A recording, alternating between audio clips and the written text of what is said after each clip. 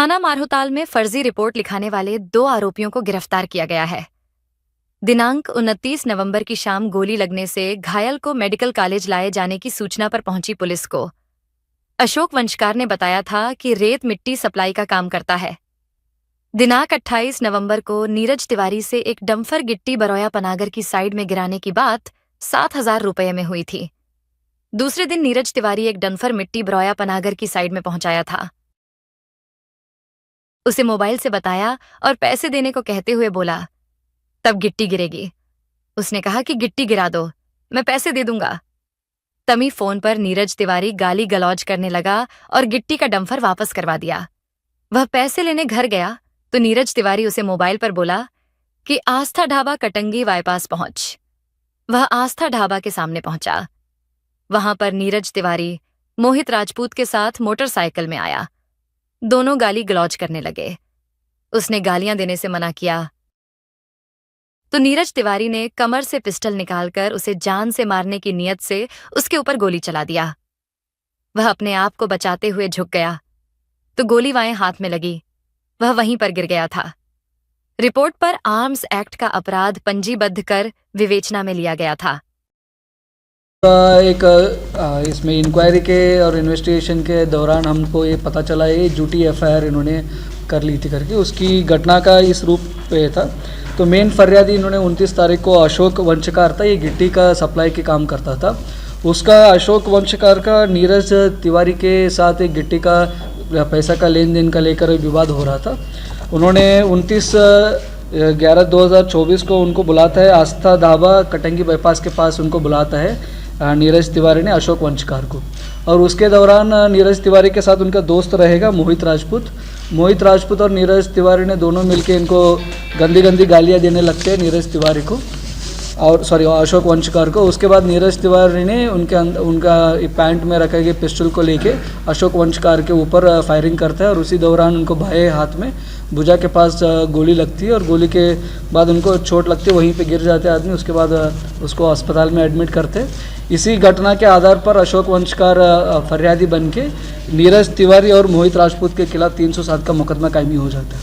उसके बाद हमारा थाना प्रभारी मारहुताल के अंतर्गत लीडरशिप में एक टीम हमने गठित करती है। उसके बाद हमने इन्वेस्टिगेशन शुरू करते हैं तो हमको पता चल जाते हैं नीरज तिवारी और मोहित राजपूत 29 नवंबर 2024 को आस्था ढाबा कटंगी के पास उसका लोकेशन वगैरह हम लेने के बाद हमको पता चल जाते हैं दोनों आरोपी वहाँ पे लोकेशन में था ही नहीं करके। उसके बाद हमको संशय आता है फरियादी के ऊपर, अशोक वंशकार के ऊपर। हमने उसके बाद प्रॉपर पूछताछ शुरू करते हैं और आसपास के साक्ष्य वगैरह को हम और मुखबिर का वगैरह इन्फॉर्मेशन भी हम इकट्ठा करते हैं।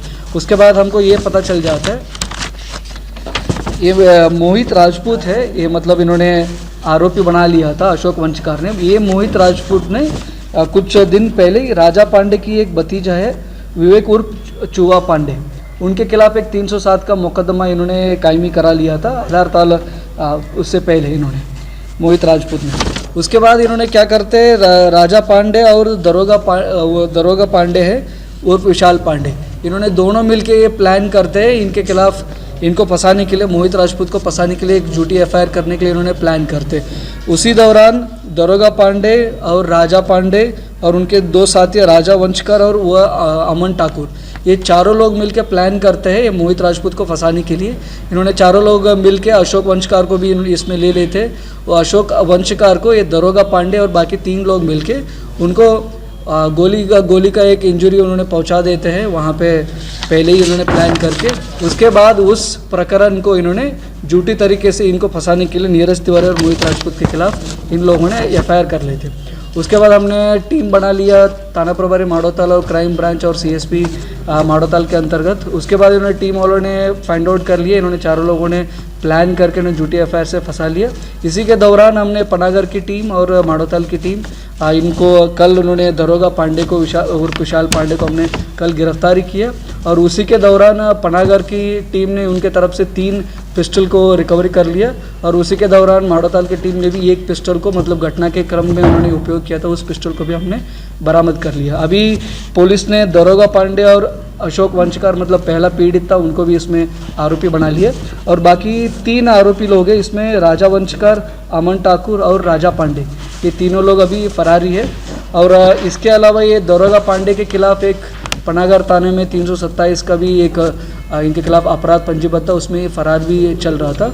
और ये दरोगा पांडे इनके खिलाफ टोटल 12 से 13 अपराध इनके खिलाफ पहले ही दर्ज हो चुके थे। मतलब ये इसमें सफलता, ये बड़ी सफलता हमको मिली है। मतलब कोई भी आदमी ऐसा आगे सोचता है एक फर्जी एफआईआर बना के एक किसी दूसरे को फंसाने के लिए कोई भी प्लान करते तो उनके लिए एक समझाइश हो जाएगी एक ही। Thank you. नहीं, कोई भी पीड़ित पक्ष हमारे पास आ जाता है, कोई भी इसमें बॉडी इंजरी वगैरह होता है तो उसमें हम तुरंत एफआईआर कर लेते हैं। इसी के दौरान ये तो क्योंकि ये फायर आर्म्स की इंजरी थी, इसमें तुरंत एक्शन लेना होता है, इसलिए हमने उस समय तुरंत एफआईआर की थी। क्या हुआ? मतलब अभी हमने दरोगा पांडे से पूछताछ की है, उसके दौरान ये बता रहे थे खंडवा और खरगोन के पास कुछ आदमी से हमने ये खरीदा था करके अभी प्रिलिमिनरी इंक्वायरी में बताया गया है। अभी उसका नाम वगैरह क्लियर नहीं हुआ है, आगे इंक्वायरी के बाद हमको क्लियर हो जाए किससे इन्होंने प्राप्त किया था करके।